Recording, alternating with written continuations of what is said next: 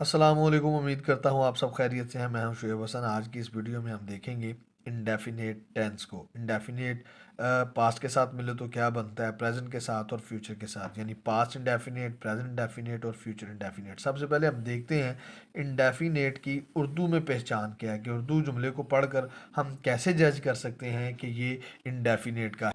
Indefinite को उर्दू में अगर देखें तो इसके लास्ट पे, उर्दू जुमलों के लास्ट पे इंडेफिनेट में ता, ते, ती आता है। मतलब इसकी पहचान ता ते ती है। मतलब हम खाना खाते हैं, वो क्रिकेट खेलता है, वो स्कूल जाते हैं, वो कपड़े धोती है। मतलब आप फील करेंगे कि ता ते ती पे जुमला जो है वो ख़त्म होगा। अब अगर हम पास्ट को देखें तो पास्ट आपको पता है गुजरा ज़माना होता है, तो वो था, थे और थी होती है। प्रेजेंट चूँकि मौजूदा ज़माना होता है तो उसमें है होता है, प्लूरल के लिए हैं होता है, और फर्स्ट पर्सन के लिए हूँ होता है। फ्यूचर की मैं बात करूँ तो गा, गे और गी।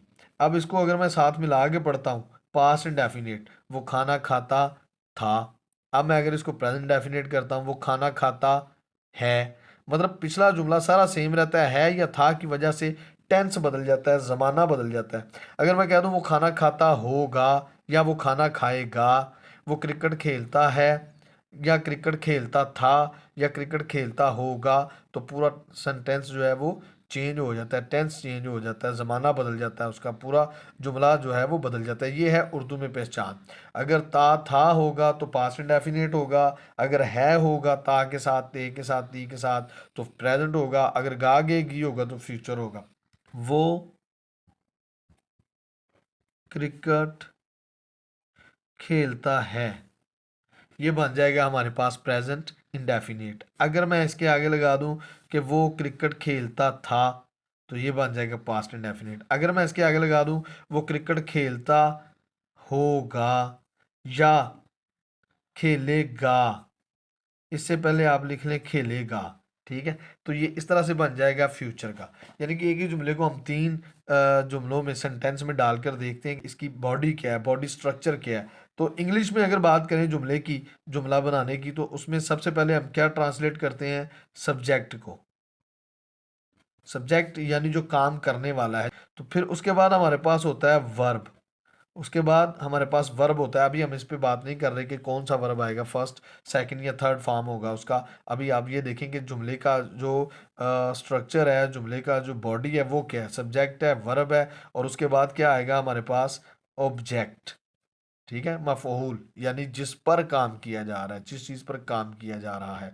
अच्छा, अगर मैं प्रेजेंट की बात करूं तो ये चीज़ें तो सेम रहेंगी। तो ये जो वर्ब है प्रेजेंट में कौन सा आएगा, फर्स्ट फॉर्म ऑफ वर्ब। और इसके साथ हम एस या ई एस का इजाफा करते हैं सिचुएशन के लिहाज से। अगर सब्जेक्ट जो है वो हमारा सिंगुलर हो या अगर हमारे पास प्रोनाउन आ जाता है तो वो ही, शी, इट, ये सारी चीज़ें सिंगुलर के लिए यूज़ होती हैं, तो हम एस या एस का इजाफा करेंगे। अगर ये हमारे पास प्लूरल होता है या आई, वुई, दे आ जाए, टी एच ई वाई, दे स्पेलिंग देख लीजिएगा, दे आ जाए, तो फिर हम क्या करेंगे, एस या एस का इजाफा नहीं करेंगे। प्रेजेंट डेफिनेट की मैं बात कर रहा हूँ, एक मरतबा फिर वाजे करता चलूँ। तो एस या एस का इजाफा हम कब करेंगे, जब हमारा वर्ब जो है, ये चार पांच इसकी कंडीशंस है वो देख लेते हैं हम। अगर वर्ब के लास्ट पे एस आ जाए, डबल एस आ जाए, तो ये भी एस में काउंट होता है।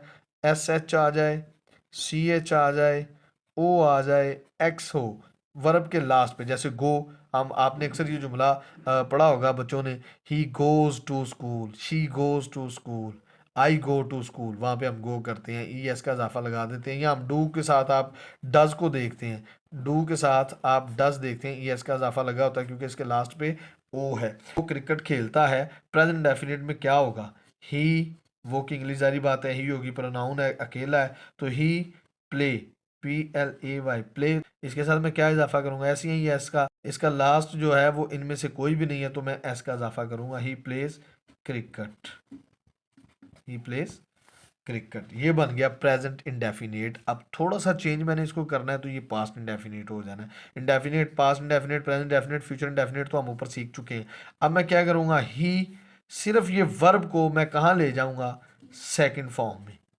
ही प्लेड, बाकी चीज़ सेम रहेगी, तो आपका टेंस जो है वो चेंज हो जाएगा। यानी पास्ट इंडेफिनिट में कौन सी फॉर्म यूज़ होती है, सेकंड फॉर्म यूज़ होती है। और आप अक्सर अपने लेसन जब पढ़ते हैं तो उसमें पास्ट टेंस जो है वो सबसे ज़्यादा इस्तेमाल होता है, क्योंकि पास्ट की बात हो रही होती है। अच्छा, अब अगर इसी जुमले को मैं फ्यूचर में कन्वर्ट करूँ, वो क्रिकेट खेलेगा या वो क्रिकेट खेलता होगा, तो वो क्या हो जाएगा, ही तो वैसे ही रहेगा, ही, इसमें ऐड होगा विल, ही विल प्ले, आगे जुमला सेम रहेगा, ही विल प्ले क्रिकेट, वो क्रिकेट खेलता होगा। अच्छा, अब अक्सर बच्चे यहाँ पे कंफ्यूज हो जाते हैं कि विल का इस्तेमाल करेंगे या शेल का इस्तेमाल करेंगे, तो ये मैं बताता चलूँ। आई और वुई के साथ शेल का इस्तेमाल होता है, लेकिन अब ये ख़त्म हो गया मॉडर्न इंग्लिश में, ज़्यादा विल का इस्तेमाल, सबके साथ विल का इस्तेमाल होता है। तो शेल जो है वो शुड के मानों में इस्तेमाल होना शुरू हो गया अब।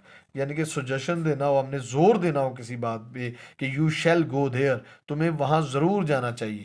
You shall eat your breakfast, तुम्हें अपना ब्रेकफास्ट ज़रूर खाना चाहिए। तो शैल इस मानों में यूज़ होता है। अदरवाइज़ हम जो है वो विल यूज़ करते हैं। तो मैं उम्मीद करता हूँ कि आपको ये डिफरेंस समझ आ गया। इसी तरह आप ये प्रैक्टिस करते रहेंगे तो आपका प्रेजेंट इंडेफिनेट, पास्ट इंडेफिनेट और फ्यूचर इंडेफिनेट बनता चला जाएगा। ये कोई मुश्किल चीज़ नहीं है, सिर्फ आपने वर्ब को चेंज करना है। मैं एक मरतबा फिर से इसको रिवाइज कर देता हूँ कि प्रेजेंट इंडेफिनेट में फर्स्ट फॉर्म यूज़ होगा, एस या एस का इजाफा हम करेंगे। वो उसकी सिचुएशन पे है कि अगर सब्जेक्ट सिंगुलर होगा या ही शी इट होगा तो एस या एस का इजाफा किया जाता है, वरना नहीं किया जाता। उसके बाद पास्ट इंडेफिनेट में हम सेकंड फॉर्म यूज़ करते हैं और फ्यूचर में सिर्फ विल या शेल का इस्तेमाल करते हैं। तो आपका इंडेफिनेट का जो मसला है वो तीनों सेंटेंस के साथ, पास्ट इंडेफिनेट, प्रेजेंट इंडेफिनेट और फ्यूचर इंडेफिनेट के साथ हल हो जाता है। आपको ये वीडियो कैसी लगी है, कमेंट सेक्शन में अपनी राय से ज़रूर आगाह कीजिएगा और हमारे चैनल को लाइक शेयर सब्सक्राइब ज़रूर कीजिएगा। मुझे दीजिएगा इजाज़त, अल्लाह ने के बाद।